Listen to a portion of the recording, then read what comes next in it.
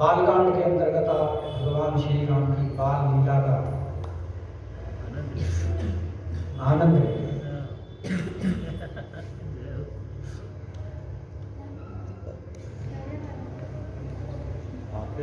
और बाल लीला में भगवान तक क्या ठीक है,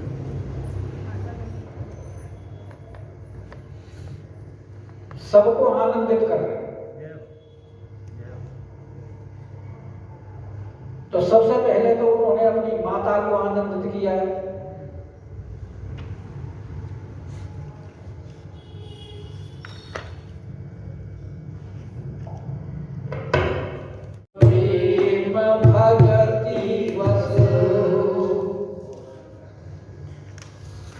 और कौशल्या के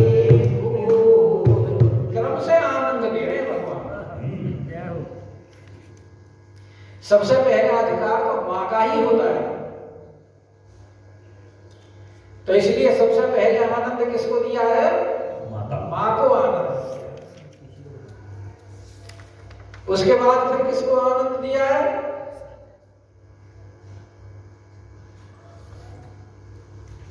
दंपति को आनंद दिया है कि दंपति परम प्रेम बस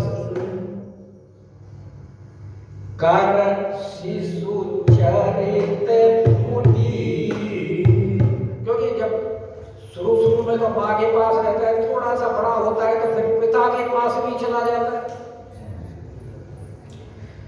तो अभी तक माँ कौशल्या आनंद ले रही थी, फिर पिता दशरथ भी आनंद लेने लगे। फिर उसके बाद भगवान ने घुटनों से चलना शुरू कर दिया।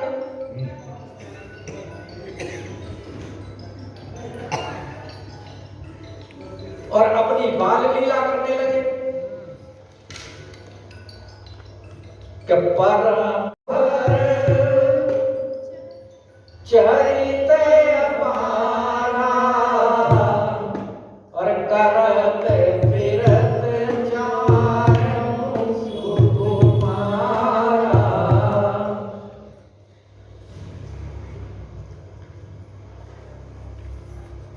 और महाराज दशरथ भी उस लीला का अपने आंगन में बैठकर आनंद लेते हैं।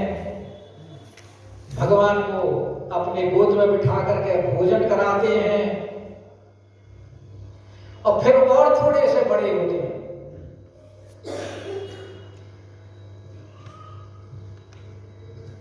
तो विद्या पढ़ने के लिए गुरु के घर जाते हैं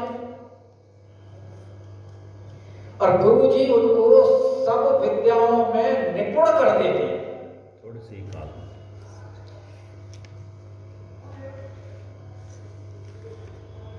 क्योंकि भगवान को विद्या पढ़ने की आवश्यकता तो है नहीं, भले बड़े पढ़ाए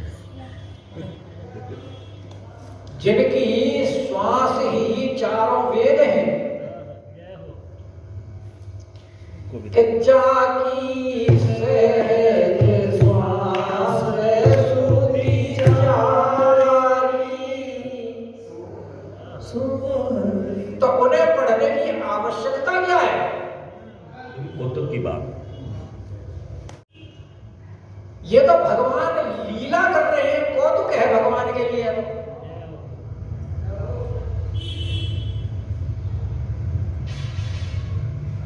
और उसके बाद में जब विद्या पढ़ लिए तो फिर विद्या का अभ्यास भी करना होता है।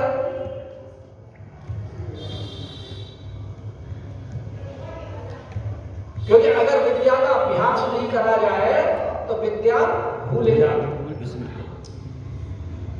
अरण्यकांड का है ना, शास्त्र सुचिंतित मुनि मुनि फेरिए, और अगर नहीं फेरोगे तो भूल जाओगे। इसलिए भगवान क्या करते हैं कि करतल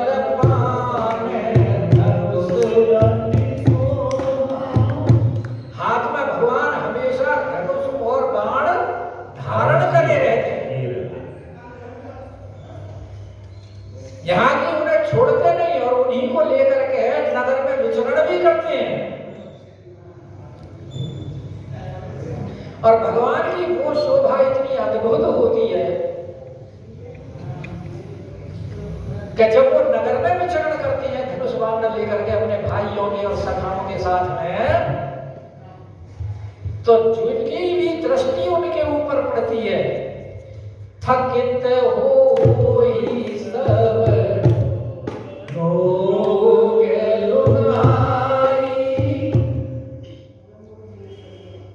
देखते ही रह जाते हैं। उनकी दृष्टि अपलक हो जाती है, पलक तक नहीं गिरती।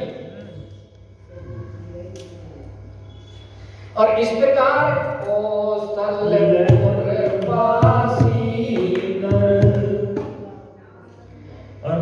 कौशलपुर में रहने वाले, अयोध्या में रहने वाले जितने भी हैं, चाहे वो स्त्री हैं पुरुष हैं या पुरुष हैं या बालक,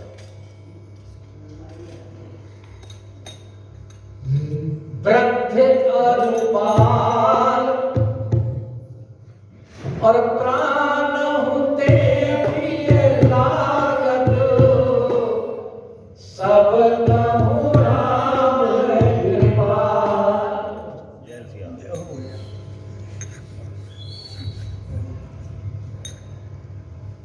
क्योंकि भगवान कृपा सिंधु है, कृपाल, सब कहूँ राम कृपा। और भगवान सबको कितने प्रिय हैं, यानी सबसे प्रिय क्या वस्तु मानिए? प्राण। लेकिन भगवान क्या है? प्राण से भी प्रिय, प्राणों से भी ज्यादा प्यार। और महाराज दशरथ यही बात तो कहते हैं, कहते हैं प्राण ते प्रिय करी। भाई विश्वामित्र जी जब मांगने आते हैं तब ये कहते हैं, तो वो यही तो कहते हैं कि देखो जी, देह प्राण से प्रिय कुछ नहीं है, और उनको भी मैं एक सेकंड नहीं लगाऊंगा देने में कि सुमुनि देहु निमिषु एक माही। विश्वामित्र जी आप क्या मांग रहे हो? राम जी को मांग रहे हो आप। शरीर और प्राणों से प्रिय कुछ नहीं है, उनको मांग लो, एक क्षण नहीं लगाऊंगा देने के लिए, ले लीजिए आप। लेकिन चारों पुत्र मुझे अधिक प्रिय, अपने प्राण की ही तरह प्रिय है कि सब सुत प्रिय है कोई प्राण की नाई। लेकिन राम देते नहीं बधाई गोसाई। राम जी को मैं नहीं दे सकता, क्योंकि ये तो मेरे प्राण, मेरे प्राण नाथ सुत तू।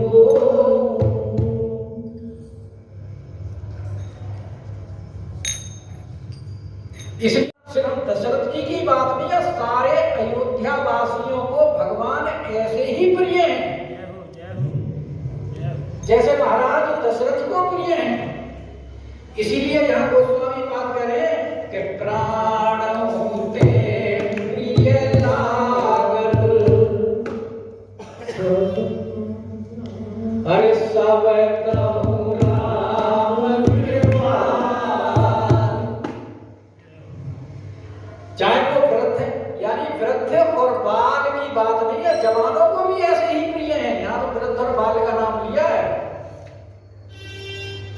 तो इसका मतलब ये नहीं है कि भगवान जवानों को प्रिय नहीं है।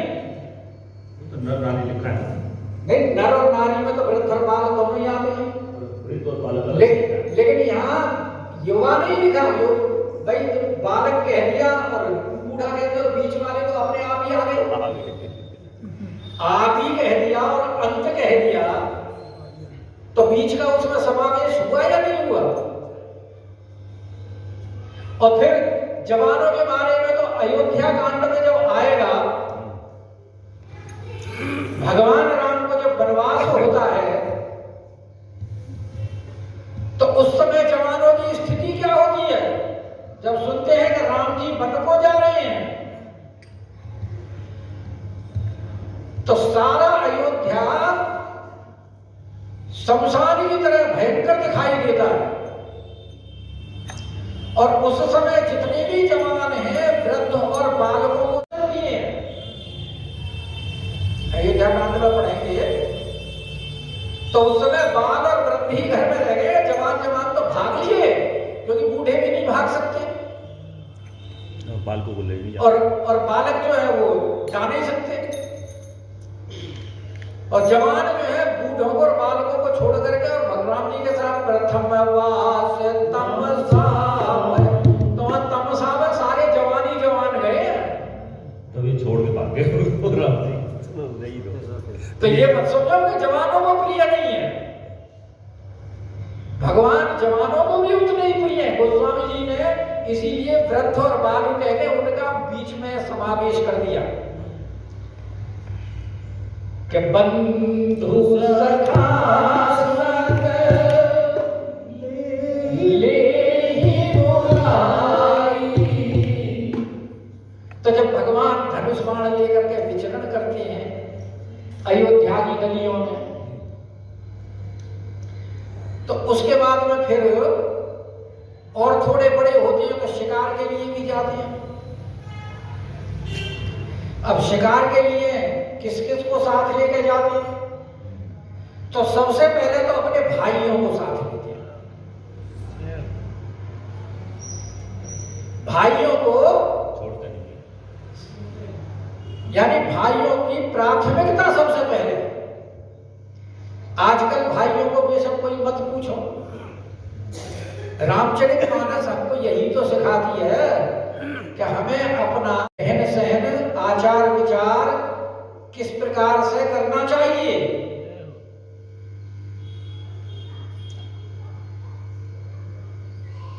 परिवारों में जो ये वैमनस्य जो दिखाई दे रहा है, इसका कारण यही है कि हमने अपने धर्म ग्रंथों को छोड़ दिया, पढ़ते नहीं है उन्हें। और ये थोड़ा बहुत जो जानकारी है, जो सीरियल रामायण महाभारत आ गई, उनसे थोड़ी बहुत फिर भी बच्चों को हो गई है, नहीं जानता ही कौन था। अभी भी बहुत से लोग नहीं जानते, क्योंकि पढ़ाई होती है इंग्लिश स्कूल में।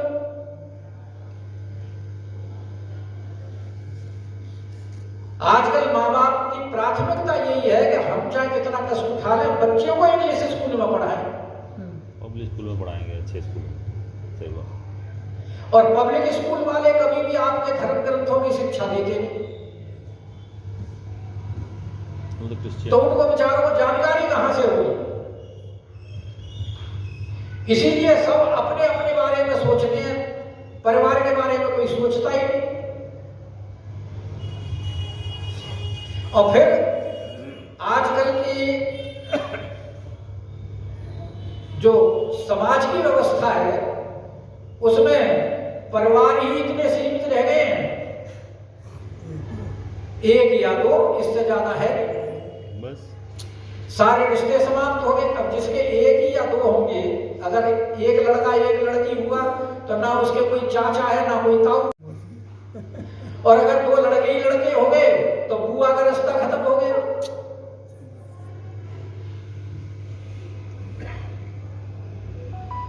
और जब वो परिवार में साथ रहेंगे नहीं, देखेंगे नहीं, जानेंगे नहीं, तो प्रेम परस्पर होगा कैसे? माँ बाप के साथ रहते हैं, वो भी पार हो जाते हैं। अच्छा, ये भी परिवार नियोजन ये भी हमारे हिंदुओं के ही लिए है। बात है। आप ये देखो ना, जब इमरजेंसी में और ये लागू की थी इसमें हमारे परिवार नियोजन की, हमारे दो ही तो अच्छे उसमें नसबंदी हिंदुओं की कराई गई और किसी की नहीं कराई गई। सही बात है। हम दो, हमारे दो हैं।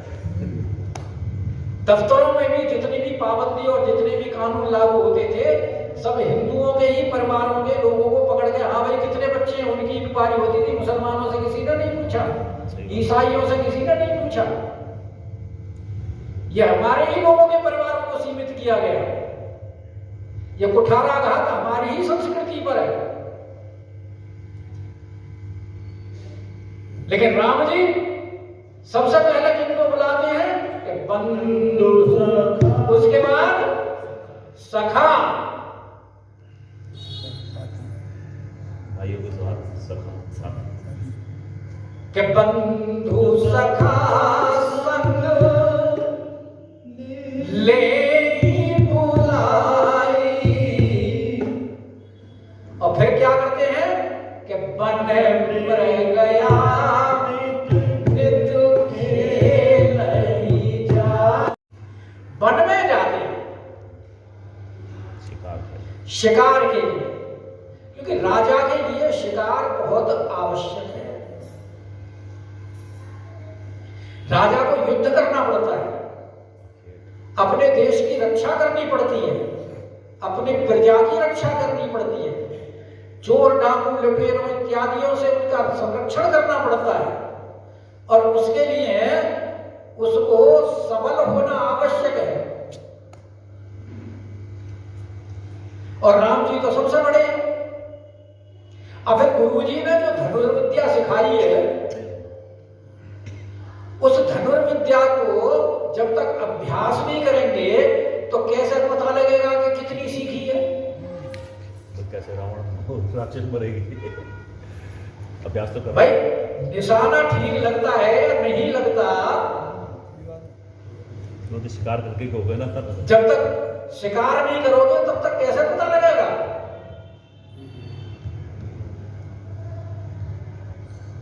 तो इसलिए वो अपने बंधुओं के साथ और सखाओं के साथ नित्य जाते हैं कि मृग मृग। और वन में भी कहा, जो अयोध्या के आसपास के वन उपवन है, दूर नहीं, अभी ज्यादा बड़े नहीं है ना। तो नित खेल है, और वो शिकार उनका खेल है। तो उसमें जब शिकार करते हैं तो शिकार में किसका शिकार करते हैं? कि पावन, जिनका भगवान से प्रेम नहीं है, पशु में और उनमें कोई अंतर नहीं है। अरे जननी कत भार मुई 10 मास, तो उनको तो जन्म लेकर के उनकी जो माता है उसने 10 मास तक भार वहन किया।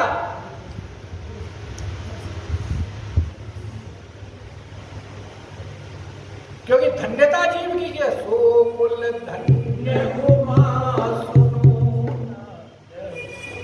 भगवान शंकर कह रहे धन्य तो वही कुल है। जगत पूज्य सुपुनीत, कौन? श्री रघुवीर परायण, जेहि नर उपजै मिली। इसलिए कह रहे अगर ऐसे को जन्म दिया है जो भगवान का भजन नहीं करता और सांसारिक भोग विलास में लगा हुआ है, कि जननी कत भार मुई 10 मास।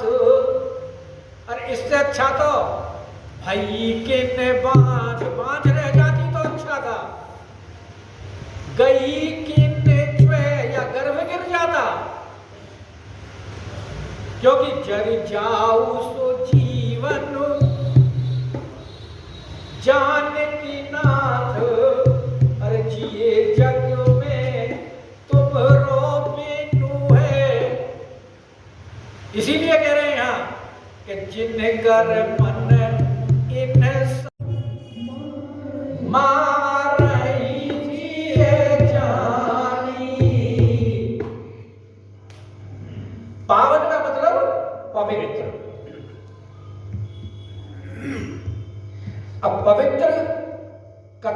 रही है।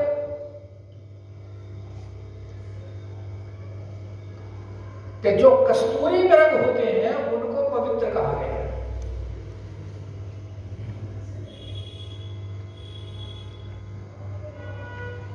और दूसरी बात कि भगवान तो भगवान है, जिसको चाहे उसको भगवान बना देंगे। नहीं नहीं, भगवान की दृष्टि में तो वो इसीलिए उन्होंने लिखा है कि पावन मृग मारही जिय जानी। भगवान तो जानते हैं, अंतर्यामी है, सबके हृदय में भगवान विराजमान है। ईश्वर है सर्वभूतानां हृदय से अर्जुन तिष्ठति। भगवान तो सबके हृदय में बैठे हुए हैं और जानते हैं कि कौन पवित्र है और कौन अपवित्र है। तो भगवान देखते हैं कि ओहो, इन्होंने पूर्व जन्म में पुण्य तो बहुत किए हैं, लेकिन किसी अपराधवश भूल के कारण इनको फिर ये पशु योनि में आना पड़ा। उद्धार कर देते हैं उनका प्रभु। तो भगवान कहते हैं अब इनका उद्धार कर देना चाहिए, इसलिए उनको मार देते हैं, उनका उद्धार हो जाता है। सकते हैं, सब लोग नहीं जान सकते। अगर सब लोग ये कहें कि हम भी ऐसे ही शिकार करें, बाकी लोग जो शिकार करते हैं वो अपने जीव के स्वाद के लिए करते हैं, वो पाप है। लेकिन भगवान जो शिकार करते हैं वो उनका कल्याण करने के लिए करते हैं। जो भी भगवान के हाथ से मरे वो तो पार हो ही गई। भाई भगवान के हाथ से जब राक्षस इत्यादि भी मरते थे तो उनका भी तो कल्याण, उनको भी तो भगवान अपने धाम पे भेज रहे हैं, वो भी तो पार हो जाते थे, ये भी पार हो रहे। और मारीच तो स्वयं आया मरने के लिए भगवान के पास। कहता है इस पापी से मरने में तो अच्छा थे राम जी के हाथ में मर गया। जब रावण गया तो मारीच ने बहुत समझाया कि भाई मेरे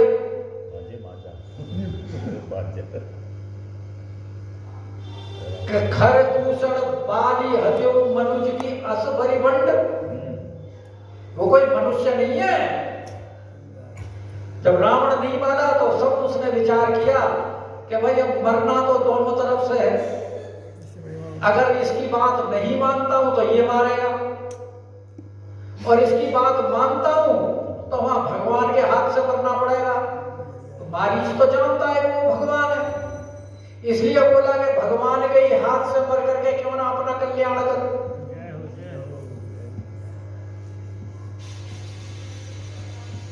और सत्योपाख्यान में तो ऐसे बहुत उदाहरण है जिनमें भगवान ने ऐसे ऐसे मृगों को मारा है जो पूर्व जन्म में जिन्होंने सुकृत किए थे किसी योनियों में आ गए। और मृग का तात्पर्य सिर्फ हिरणी नहीं होता, मृग का अर्थ होता है पशु, गैंडे शेर वगैरह इत्यादि। तो उन सब का पावन मृग मारही जिय जानी। अच्छा, फिर मार करके क्या करते हैं कि दिन प्रतिदिन, यानी नित्य जा रहे हैं आखेट के लिए, और फिर उनको ला करके महाराज दशरथ जी को दिखाते हैं। देखो आज हमने ये कि दिन प्रतिदिन आज हमने ये शिकार किया, और हमने जो बाण संधान किया है वो हमारा सही निशाने पर बैठा या नहीं बैठा। भाई जो आपके ये मिलिट्री वगैरह में है और वो निशाना सधवाते हैं तो उसमें एक वो प्लेट होती है ना, गोल गोल बना होता है, उसमें देखते हैं कि हाँ सही बीच में जाता है या इधर उधर जा रहा है निशाना, टारगेट बना होता है। तो टारगेट पर अभी चल रहा है बाण या नहीं चल रहा, तो वो भी ला करके सारे महाराज जी को दिखाते हैं ताकि महाराज जी को ये भरोसा हो कि हमारे पुत्र योग्य होते जा रहे हैं। आगे विश्वामित्र जी के साथ भी जाना है ना राक्षसों को मारने के लिए, उतना भी मिलेगी रास्ते में। तो वो अभ्यास हो रहा है सारा। उतना इसमें कहाँ से आ गई? क्यों? नहीं पहले तो ताड़का तो है। ताड़का और सुबाहु का वध करना है ना अभी जाकर के, चाची तो इसलिए उसके अभ्यास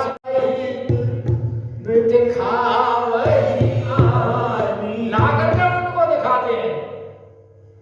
और जे मृग राम बाण के मारे, कि भगवान के हाथ से जो पशु मारे जाते हैं वो कहां जाते हैं? तीर तनु तजी सुरलोक सिधारे। वो संसार के आवागमन से छूट जाते हैं, बाद में उनको जन्म लेने की आवश्यकता नहीं होती। और सुरलोक का मतलब यहां भगवान का साकेत लोक भी समझ लीजिए, गोलोक भी समझ लिए, वैकुंठ भी समझ लीजिए, जो भी भगवान के, या गंधर्व लोक इत्यादि। कई गंधर्व भी तो मुनियों के शाप बस यहाँ अपना भुगत रहे हैं, देवताओं का लोक है ना सुरलोक, तो उनका भी छुटकारा होता है। आगे भी कथा कही आएगी। आवत पंथ कबंध निपाता, तेरी मुनि कही शाप के बाता। बहुत से राक्षस योनियों में आकर के शाप के वशीभूत पड़े हुए हैं, तो भगवान उन सबका भी तो उद्धार कर रहे हैं मार करके। इसलिए जानेंगे कि चे मृग राम बाण के मारे, और तेज तनु तजी सुरलोक सिधारे। और भगवान का तो अवतार भगवान के हाथ। अब देखो माता पिता जो अपने बच्चों की ताड़ना करते हैं, प्रताड़ना करते हैं, तो उनके कल्याण के लिए करते हैं या उनको दुख देने के लिए करते हैं? कल्याण। तो भगवान तो सबके माता पिता हैं कि सब मम प्रिय सब मम उपजाए। भगवान के सब संतान ही तो है।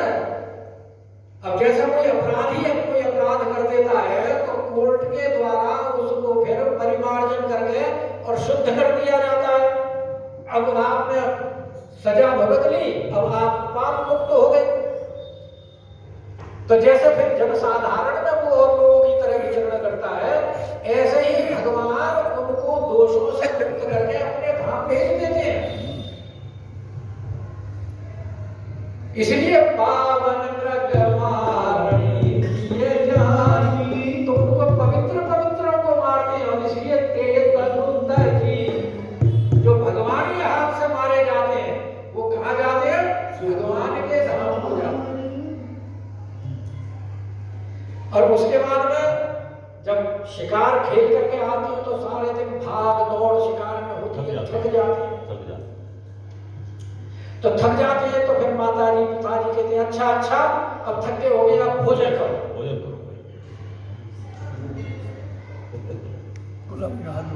हाथ मुंह धो गया चलो। तो अनुज सखा संग भोजन करही, उनमें भी सबसे पहले भाइयों को ही लेते हैं।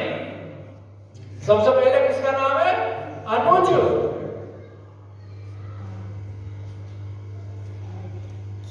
तो अगर भाइयों का परस्पर प्रेम, जैसे वो खेल के बारे में भरत जी को ही जब दो पार्टी बना करके खेलते हैं, उन्हीं को जिता तो भरत जी स्वयं ये बात कहते हैं कि हारे ही बचपन ते परिहरे उन संगु, कबहु न कीन्ह मोर मन भंगु। हारे ही खेल जितावई कोई। और यहाँ भी सबसे पहले भाइयों की अनुज, उसके बाद सखा। और सखा को साथ, जब सखा को आप बराबर का सम्मान आपसे कभी भी अलग होने का प्रयास ही नहीं करेंगे। ये भी एक व्यवहार की बात है कि अनुज सखा संग भोजन करही। और भगवान कृष्ण लीला में तो सखाओं के भूसे निकाल निकाल के खा लेते हैं। मुझे निकालने वाला खा लेते हैं। वन भोजन जब करते हैं तो सारे, हाँ भाई तू क्या लेके आया घर से,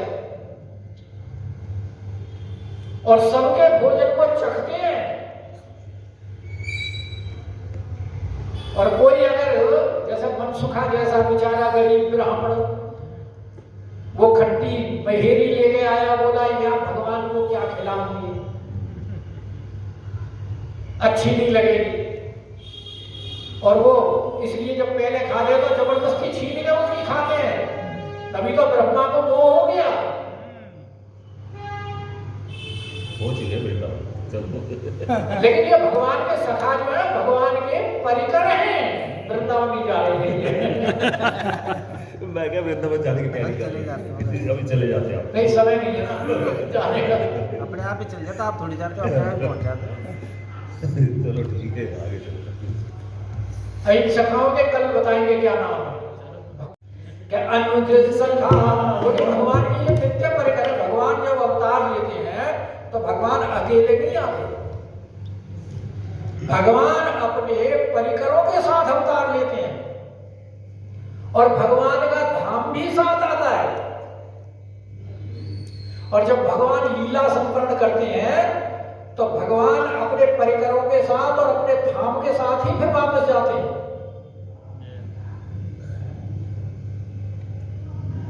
इसलिए जो अब वर्तमान में जो दिखाई दे रहा है, ये वर्तमान में ये भौम अयोध्या और भौम वृंदावन दिखाई दे रहा है। लेकिन जब भगवान का अवतार होता है तो वो दिव्य वृंदावन और दिव्य अयोध्या साके वो साथ में आते हैं इसी भूमि पर। अयोध्या धाम हो जाता है।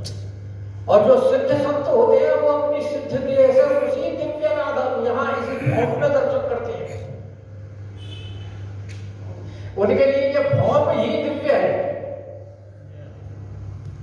तो यहाँ भगवान सकुज सखा संग भोजन करही, और मातु पिता आज्ञा अनुसरण, और माता की पिता की आज्ञा का अनुसरण कर रहे हैं।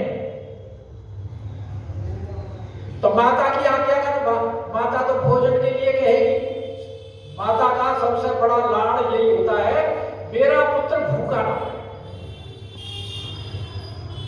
उसने कुछ खाया है या नहीं खाया, उसकी सिर्फ ध्यान उसके भोजन के ऊपर होता है। तो माता उनको भोजन कराती है, और पिता उनके जो शिकार कह के आए हैं, उनके जो दिखा रहे हैं, वो संतुष्ट होते हैं उनके शिकार से कहना, उनके गौरवान्वित होते हैं, गौरवान्वित। और जैसे वो आज्ञा करते हैं उसी के अनुसार वो कार्य करते हैं। और वैसे भी माता का सबसे पहला अधिकार जी ने कह दिया, जब आज्ञा लेने गए माता से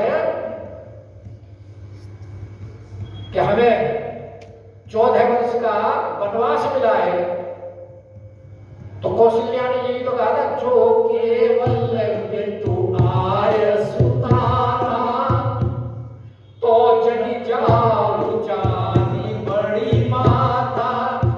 मेरा अधिकार तुम्हारे पिता से जाता है, मैं आज्ञा देती हूँ, जाने की आवश्यकता नहीं है। अगर माता ने कहा है तो जाना पड़ेगा।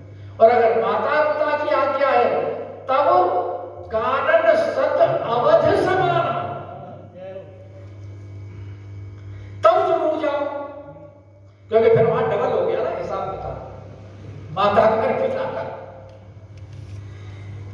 और यहां देखो, और आजकल माता को कहते हैं तूने किया ही क्या है मेरे लिए,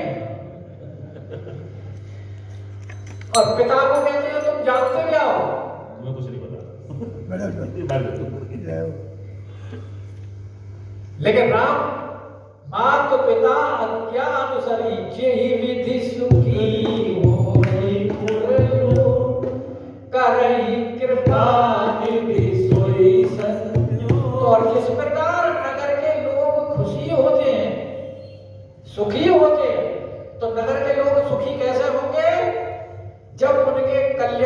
कार्य किया जाए, उनकी रुचि का काम किया जाए।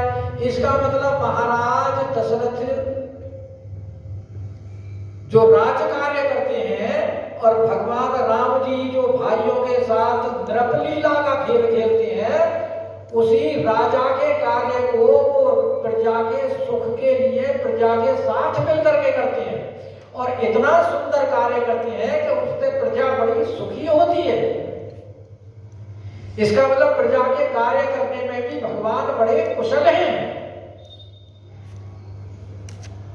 तभी तो पुर के लोग, नगर के लोग सुखी हैं। अच्छे ही विधि होगा और नरहि कृपा निधि सोई संजोगा। उसी प्रकार की भगवान लीला करते हैं जिससे आनंद हो, चाहे गलियों में खेलने से आनंद हो या उनको सुख संपादन करने से आनंद हो। और वेद पुराण सुनहि मन लाई, आपके अनुजन समझाई। और वेद पुराणों को बड़े मन लगा करके सुनते। अब भगवान को वेद पुराण सुनने की आवश्यकता तो है नहीं, क्योंकि उनकी तो श्वास ही वेद है। लेकिन फिर भी हम लोगों को शिक्षा है कि जब भी अध्ययन किया जाए तो मन लगा करके करना चाहिए। लखनलाल जी ने भी जब पूछा माया ब्रह्म के बारे में, सुनहु तात मन बुद्धि चित्त लाई। मन बुद्धि चित्त का समन्वय करके एकाग्र होकर के सुनना चाहिए, तभी विद्या ग्रहण हो पाती है। नहीं तो अगर एक समय में एक काम नहीं करोगे और कई काम करोगे तो फिर एक भी काम ठीक नहीं होगा। बचपन में हमारी एक इंग्लिश की किताब में एक पोइम थी कि work while you work, play while you play, that is the way to be happy and game. Whatever you do with your mind, things done by half are never done right.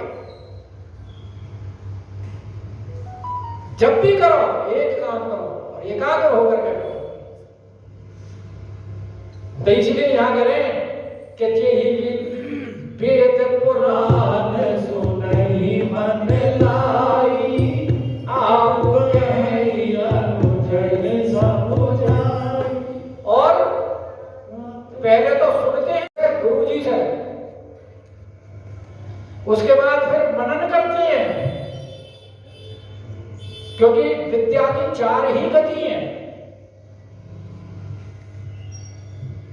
पहले गुरुमुख से सुनो, फिर उसका चर्वण करो और उसके बाद फिर तीसरी सुनाओ। तो इसलिए फिर जो भाई जो है उनको समझाते हैं कि आप कहें, क्योंकि भाई सोचते हैं कोई बात समझ में नहीं आई तो राम जी से पूछते हैं, तो राम जी फिर उनको बड़ी अच्छी से विस्तार से समझाते हैं। और दूसरी बात, भगवान के मुंह से छोटे भाई सब सुनना चाहते हैं। उत्तरकांड में हनुमान जी से जो कह करके भगवान से और वो कथा सुनते हैं नहीं सुनते, हनुमान जी कहते हैं कि आपके मुखारविंद से ये आपके भाई सुनना चाह रहे हैं। कहते नहीं कहते, लेकिन संकोच बस कह नहीं पा रहे हैं। ऐसे ही कभी भी कहीं तीर्थ में जाओ, चाहे बेशक आपको वहां के महत्व का ज्ञान हो, लेकिन फिर भी वहां के जो पंडित पुजारी हैं उनके मुखारविंद से सुनना चाहिए, उसका महत्व सुनना चाहिए। तो आप अनुजई समझाई और प्रातःकाल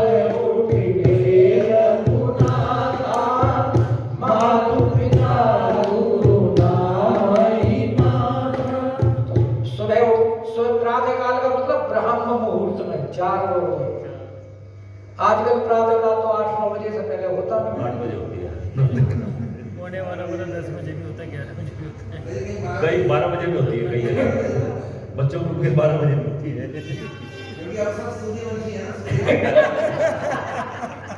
चंद्रवंशी कोई नहीं है भैया, सूर्यवंशी जा रहे